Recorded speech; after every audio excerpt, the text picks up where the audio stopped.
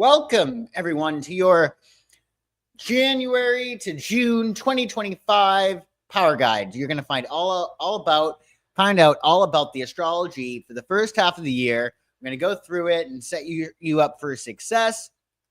Welcome to my channel. If you're new here, I'm Joshua the Psychic. You can check out my website, psychicsun.com. If you're interested in any of my services, everything is linked below. So tonight, we're going to go through the 2025 astrological forecast from January to June, your cosmic guide to success. And then come January 16th, 2 weeks from tonight, we're going to go through the second half of the year, July through December. And in between that, of course, we're going to have our taroscopes. We're going to have our taroscopes next week for your full moon in Cancer. That'll be great. Casimar, great to see you. Happy New Year to you. Hello, sunflowers. Wonderful to see you. Thanks so much for joining. So let's talk about this year and what you have to look forward to. You know, the first thing that you might... Oh, hey, Kelsey. Nice to see you. Thanks for joining. So Groove is in the Heart. Remember that song? I encourage everybody to listen to that song. I think it was from like the early 90s, but it's really like a chakra workout because all chakras are connected to musical notes, and there's so many notes in that, and you can really get into that song and it can help heal your body.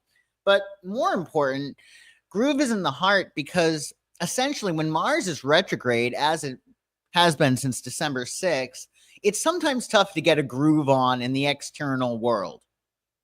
Mars and all the retrogrades are about an internal refinement of how you work with that energy. So Mars retrograde, which we've been going through since December 6th, might give us a slow start to 2025.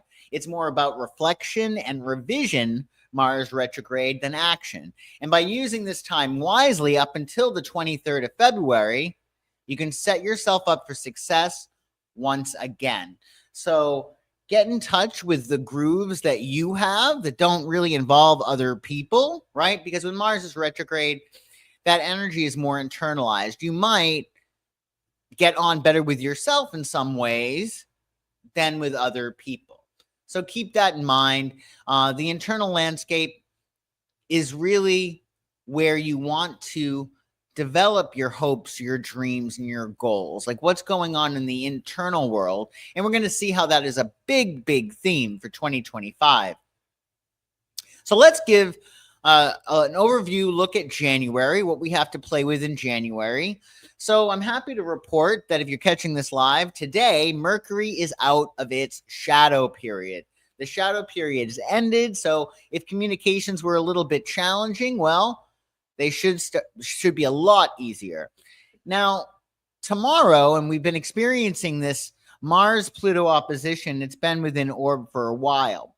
And that often brings intense power dynamics in personal and collective spheres. So it's going to be important with Mars opposite Pluto to channel this energy into productive transformation rather than conflicts, right? This is an opposition. It's pretty intense. So you want to make sure that you have something to direct your energy toward.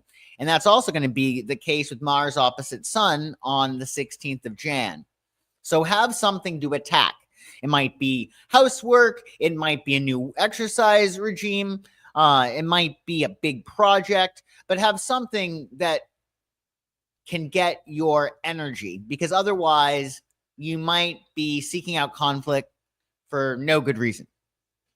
Now, on the 6th, Monday, January 6th, Mars, which has been retrograde since December 6th, in Leo, will now back into Cancer.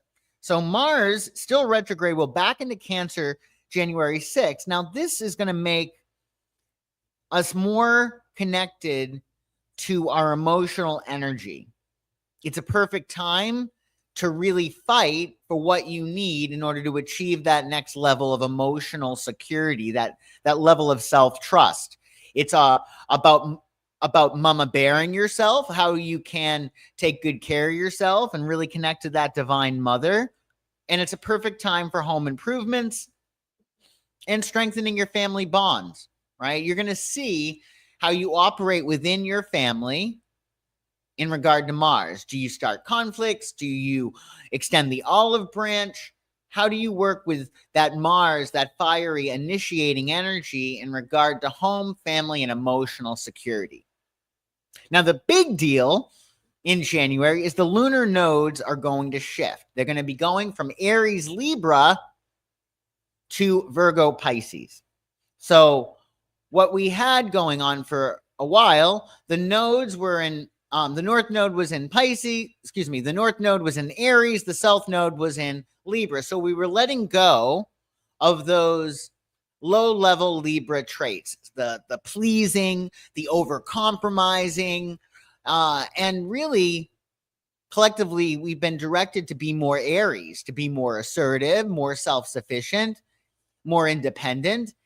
And I feel like really assertive, because really with that Libra energy, we can sometimes over compromise. We can sometimes be pleasing, right? So we're letting go of that, or we had been letting go of that. And now with the lunar nodes come the 11th of January, it's going to be, the north node is going to be in Pisces, the south node is going to be in Virgo. So with this pairing, we're letting go of overly perfectionistic attitudes, because that perfectionism can keep us from achieving our goals, right?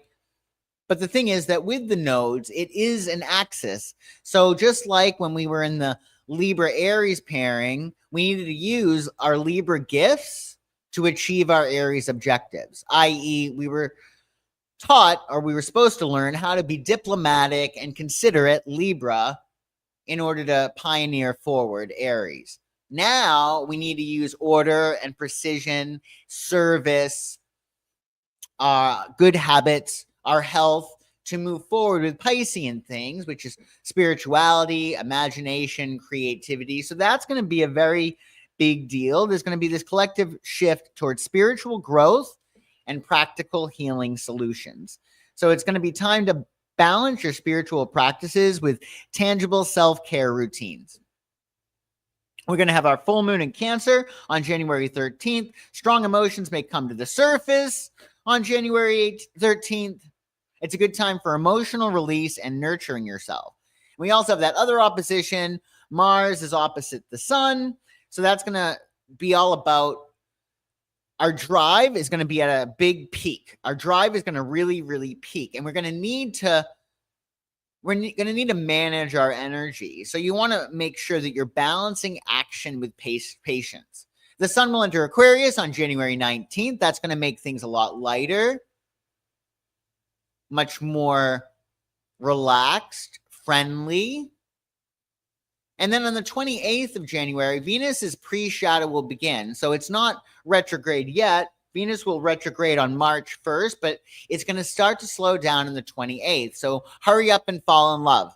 If you're looking for love, I mean, it's a little bit tough because Mars is retrograde. So that means that passion might not be that great. It's not ideal to start a relationship when Mars is retrograde. But if you have somebody that you've been in connections with, if you've been connected with for a while, then it's much easier. But that Venus shadow will begin. You got your new moon in Aquarius on the 29th of January. That's going to be all about innovation. And that new moon in Aquarius is going to be a big deal. It's going to be a big deal, especially because Pluto is newly in Aquarius. And Pluto is all about transformation. We've been seeing how the people are being empowered. There's going to be a reduction in top-down power, meaning hierarchy structures are going to dissipate over the next 19 years, and there's going to be more power to the people. And Aquarius is going to be further empowered, that energy of Aquarius, because Uranus, the planet that rules Aquarius, goes direct on the 30th. So January has a lot to go on. And just to sum up, we have that Mars and Pluto opposing on January 3rd. So be sure to have some place to direct your energy constructively. Mars is going to retrograde back into Cancer January 6th. And that means we really need to get in touch with how we nurture ourselves, how we nurture others, how we take responsibility and initiate emotional security for ourselves and for other people, how we work with that mama bear energy. And the sun will enter Aquarius on January 19th, and it will team up with Pluto, of course, the first few days. really, really quick. So that's January for you. And if anybody has any questions about any of this, you just put them in the chat and I'll answer them. So February, when we look at February, Jupiter is going direct on February 4th at 11 degrees Gemini. So communication and learning opportunities will expand significantly when Jupiter is direct. This is a great time for to start a new course of study or to share your knowledge. And Venus, planet of love and beauty, is going to enter Aries on February 4th as well. So relationships are going to be more direct and energetic. It's going to be a time for you to take initiative in your personal relationships. And because Venus isn't going to be in Aries, we're all going to be more Aries-like when it comes to love. We might be more direct. We might be more confrontational. We might have a tendency to really go after the person that we like, right? To be very assertive. And red will be a great color to wear throughout Venus's transit in Aries. That's going to be more appealing on a collective level. Now you got a full moon in Leo on February 12th. This is going to bring creative and romantic matters to a head. It's an excellent time for performance or self-expression. And then you have Mercury entering Pisces on St. Valentine's Day. This is perfect if you are a fan of Valentine's Day. I certainly am. I think it's my favorite holiday, or certainly one of them. So Mercury is the planet of communication, and Pisces is very romantic and imaginative. So you're going to find that your thinking is a lot more soft, is more compassionate. You're going to be able to visualize a lot better your goals. And we're going to talk more about how awesome that's going to be when Neptune enters Pisces later this year. The sun will enter Pisces on February 18th, and that's going to make us more spiritualized. We're going to be all collectively completing a major cycle when that sun enters Pisces. It's going to be all about integrating what's happened over the past year, right? Because then that sun enters Aries for your spring equinox in March. You want a fresh start. So the sun entering Pisces is going to be a time of culmination and completion, and it's going to be a time in which everything comes together. It's a really good time to get extra rest, to meditate, to be creative. And finally, on February 23rd, Mars will go direct. This is going to be particularly good for men because Mars rules men. And men have been, due to Mars having been retrograde, men have been, it's not been as easy to be a man when Mars is retrograde, just like it's not as easy to be a woman when Venus is retrograde, because that energy, it's more internalized, that Mars energy. So those aspects of what men are supposed to do, take charge, be initiating, pioneering, assertive, etc., that's been asleep, which is not good for women either, because women typically like men to be men. So that's going to be really, really nice, Mars going direct. And then on the 27th of February, you're going to have your new moon in Pisces. Lots of hopes, dreams, wishes, and goals you can come up with for the new year under that lunation. It's very romantic. It's very imaginative. And it's very, very sweet. Pisces energy is really great. You're going to really like that. So let's just do a quick overview of what we spoke about. The most important things for February 2025. Jupiter is going direct on February 4th. That's going to be great. That's going to expand our opportunities. Venus is going to enter Aries on February 4th. We may be more Aries-like, more assertive, maybe even pugnacious when it comes to love endeavors. And we're going to be really fast. The thing is, with Venus and Aries, it's all about the chase, typically.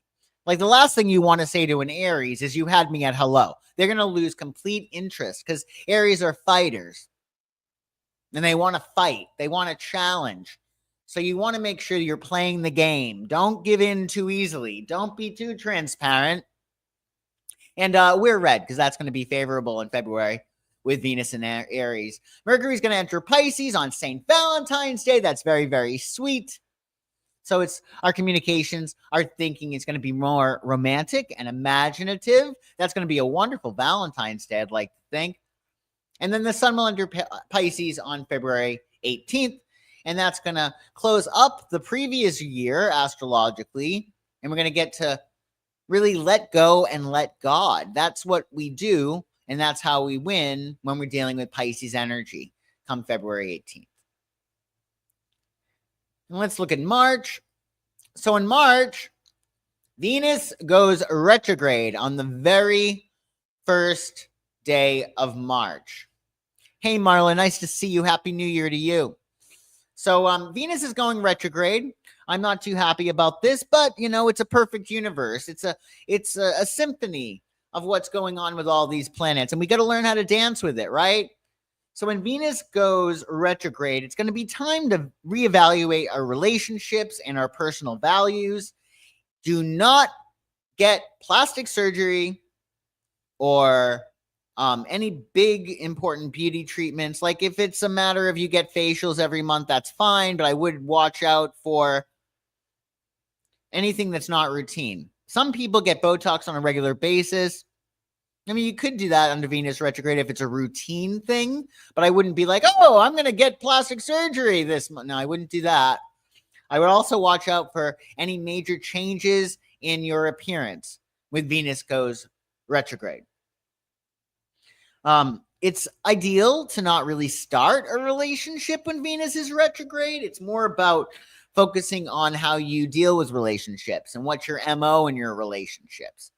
On the same day on March 1st, Mercury retrograde pre-shadow begins. So it's not retrograde yet. It will be retrograde. Mercury will be retrograde on the 15th of March, but it's going to start to slow down on that fateful day on March 1st. We have a lunar eclipse in Virgo on March 13th. This is going to bring health and work routines into focus, and it's going to be time to make practical adjustments to your daily habits. Of course, as we said, we have Mercury retrograde starting in Aries and going back into Pisces on the 15th of March. So this is a time to review and revise your personal plans. It's good for editing and refining existing projects. So if you are a writer or you have any projects, or even if you work in an office, this is a good time to review and go back. And then springtime already. Isn't that exciting? The sun will enter Aries on March 20th. Along with it is the spring equinox, of course. So we have some fresh energy and a new beginning on March 20th.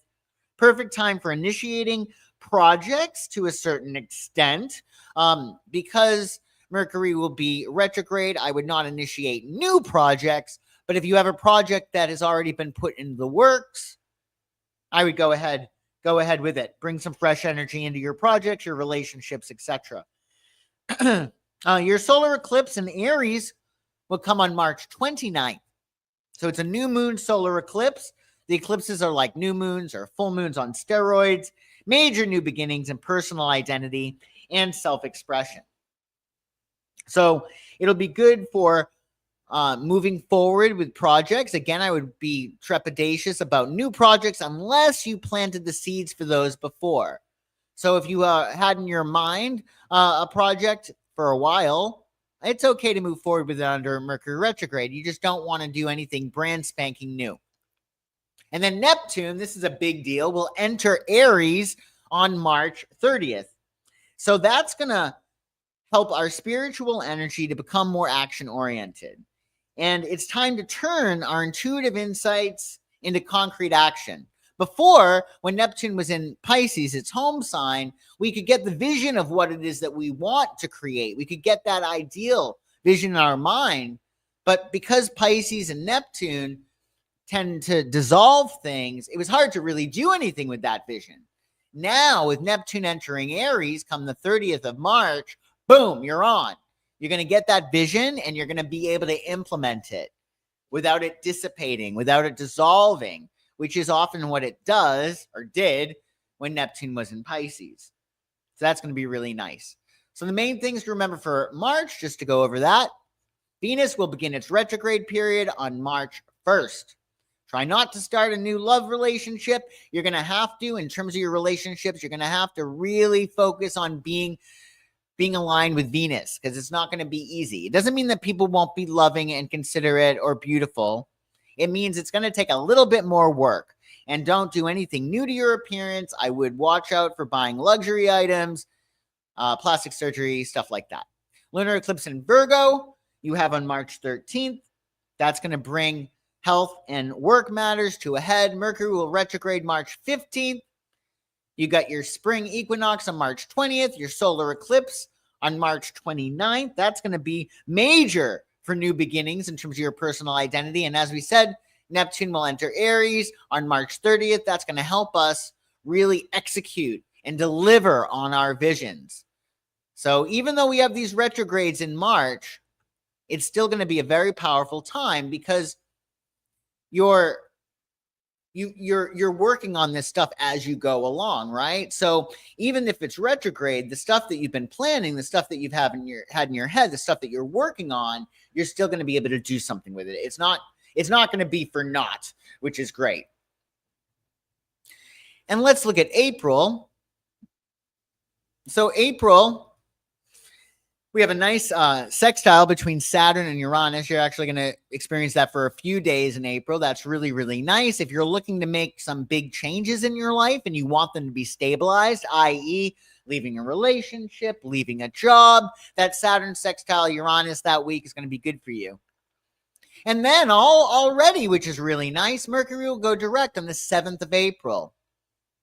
So most of our spring, we'll have Mercury direct, which is going to make things much easier, especially if you're looking to get out and about. That's going to be really cool. And then, how perfect is this? On April 12th, we have our full moon in Libra.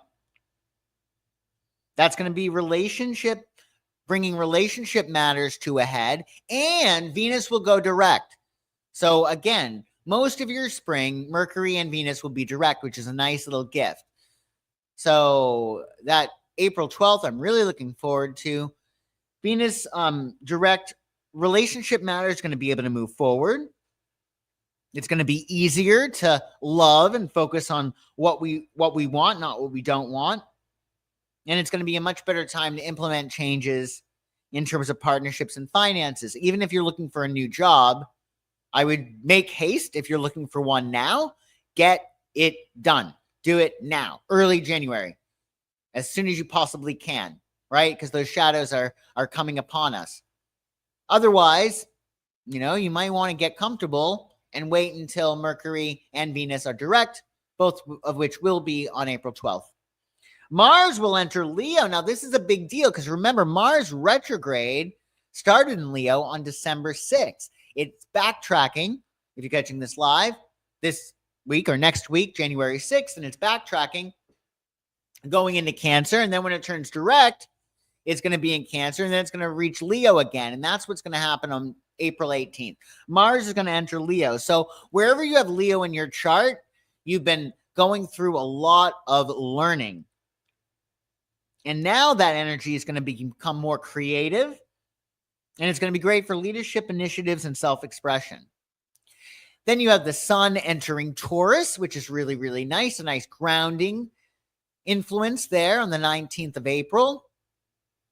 On the 26th of April, Mercury will leave its post-shadow period. So communications are going to get much, much easier. They'll be much better, of course, once Mercury goes direct on the 7th of April, but it will be up to complete speed by the 26th of April, which is nice. And that's going to be perfect because it's going to be right in time for our new moon in Taurus, which is great in terms of goals around stability, security, sensuality, money, finance, and love. I would say love, and also your talents. Happy New Year, Amba Bamba. Nice to see you. You'll be turning 50 in February. Well, congratulations. That's going to be awesome. 50 is the new 30. So keep that in mind, Amba. So, yeah, you got some nice stuff going on. And let's just review April, the major points that we discussed. Mercury is going direct on April 7th. That's going to be really sweet. Venus is going direct on April 12th, even better. You got your Mars entering Leo, and that's going to be really good for wherever you have Leo in your chart, because with those retrograde Mars, that Leo area of your chart may not have been easy, or there may have been delays, i.e. if you have Leo in the 7th house, partnerships may have been taking a long time. If you have it in the 11th house, your friends may have not been able to get together with you, stuff like that. So things are going to be much better come April 18th for wherever you have Leo in your chart. Your sun will enter Taurus. The sun will enter Taurus on April 19th. You got to watch out for Sun square Mars and Pluto, which is going to be around the 21st to the 23rd of April. So that Mars square Pluto is intense transformative energy that's going to affect your goals and ambitions. And you want to channel this energy into productive change rather than power struggles. Same thing really with Mars-Pluto opposition, a very deep transformative energy. It's good for releasing old patterns and embracing new ways of asserting yourself. So these oppositions, these squares, you're going to want to have something to attack. Otherwise, you could get in conflict. And in May, when we look at May, Mars retrograde shadow ends. Took long enough, right? On May 2nd, that's going to be really, really nice. So Mars things like if you're looking to start a new exercise regime, or you're looking to double down your exercise regime, it's going to be a lot better. Mars retrograde shadow ending is going to be much better for sex. If sex life has been a little bit lackluster, we'll blame Mars. But it's going to be much better come this spring, which will be great. On the 4th, Pluto will retrograde in Aquarius. It's an outer planet. That's not that big of a deal. But it really is going to be about really understanding how you deal with power. How do you deal with your internal sense of transformations, right? Because the retrograde energy is going to help us to really do deep psychological work and realize that the buck stops with us, right? Like if you're going through challenges on a regular basis, this always happens, or I'm always in this scenario. With Pluto retrograding, you're going to get a sense of, oh, okay, I do this because of that. These are my paradigms. These are my psychological constructs. This is how I see myself. Therefore, I'm getting this, right? Because we are the path. Life happens from us, right? And with Pluto retrograde, you're going to be able to say, oh, okay, that's why I do these things. And then you're going to be able to adjust accordingly. So it's going to actually be really good for you.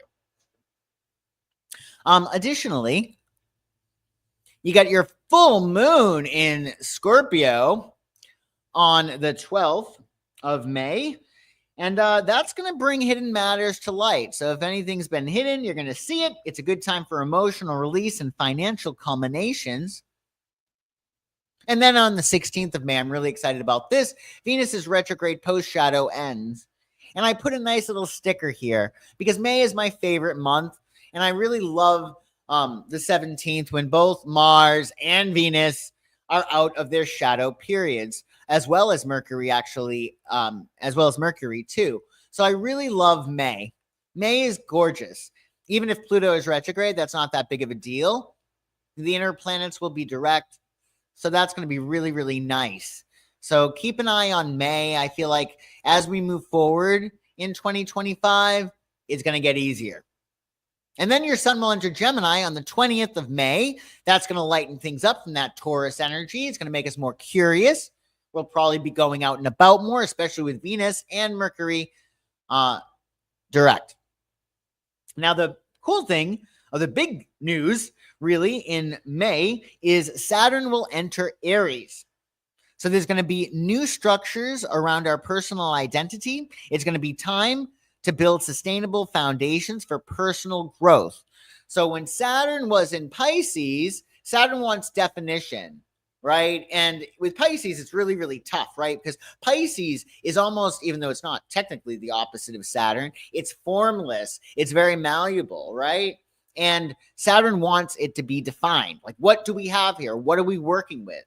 And it's very difficult when Saturn was in Pisces or is in Pisces, which it is now, to create form to our creations. We might get that visual, oh, like this is what I want. I see exactly how I want things to be. But to actually execute it was not easy. Now with Saturn in Pisces, you're going to be able to, with Saturn in Aries, you're going to be able to give form to your imagination. You're going to be able to see what it is that you want. You're going to be able to execute it. So if you've been working with me and you know visualization, like that, Saturn in Aries is going to be really, really good because you're just going to do it. You're going to see it and you're going to do it. There's not going to be this dilly-dallying. There's not going to be this wishy-washy energy that we had with Saturn in Pisces. That being said, remember, you want to master Saturn in Pisces because you're going to get Saturn is going to actually return to Pisces later on in the year, which we'll talk about on the 16th of Jan.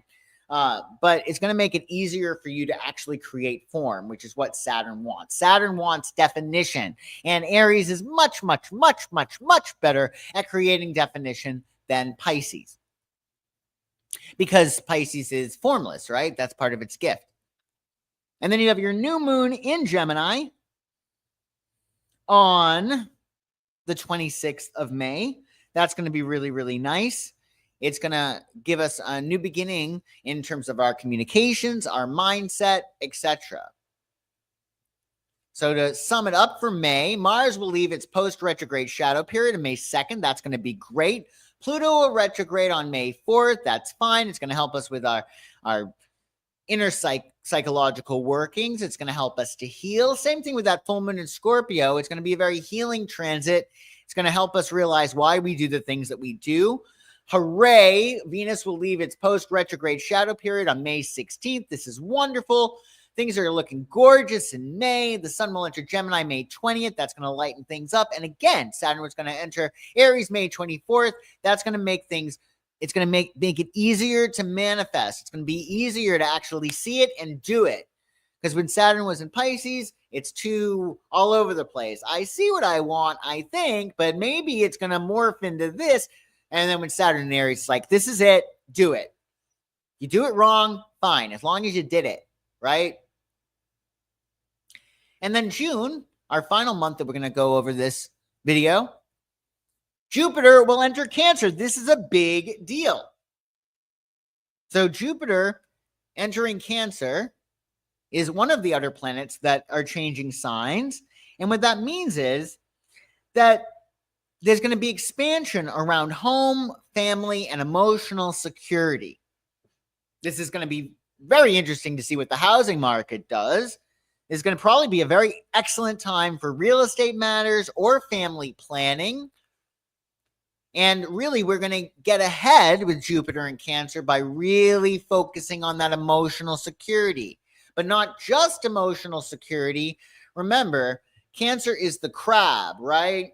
And because they're so sensitive, the most sensitive sign of the zodiac is Cancer, they need to have a shell, right? They need to have some kind of guard or armor on. So when we're going to talk further about this in future videos, but when Jupiter enters Cancer, we're going to have to be more cognizant of our emotions, but also we're going to have to be more protected. We're going to have to create more of an armor so we can go out on the journey and achieve our ends, right? But in order to do that, you're going to need a little bit of extra protection because it is going to make you more sensitive.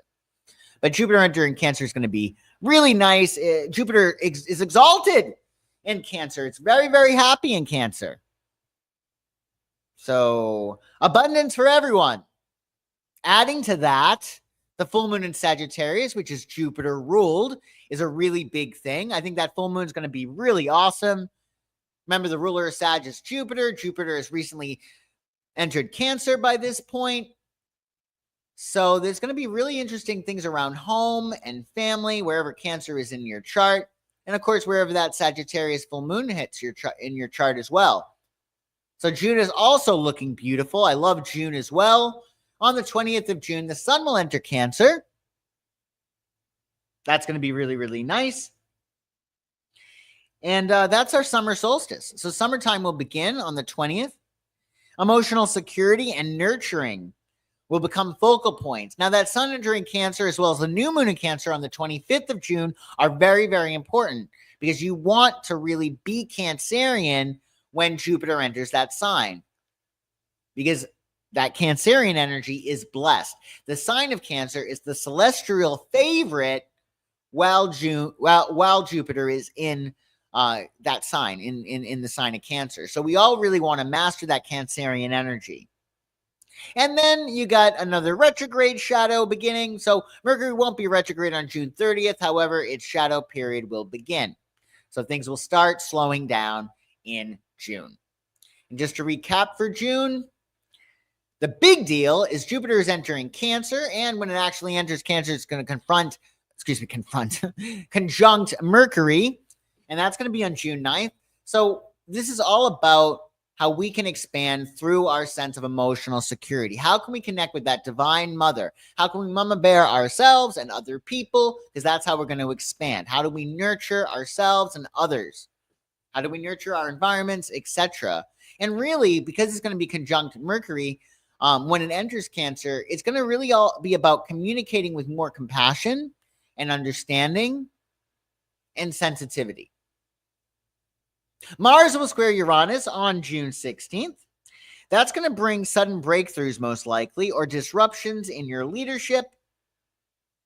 So you want to stay grounded on this day while embracing necessary changes. And of course, happy summertime, June 20th. We have our Cancer solstice, our summer solstice.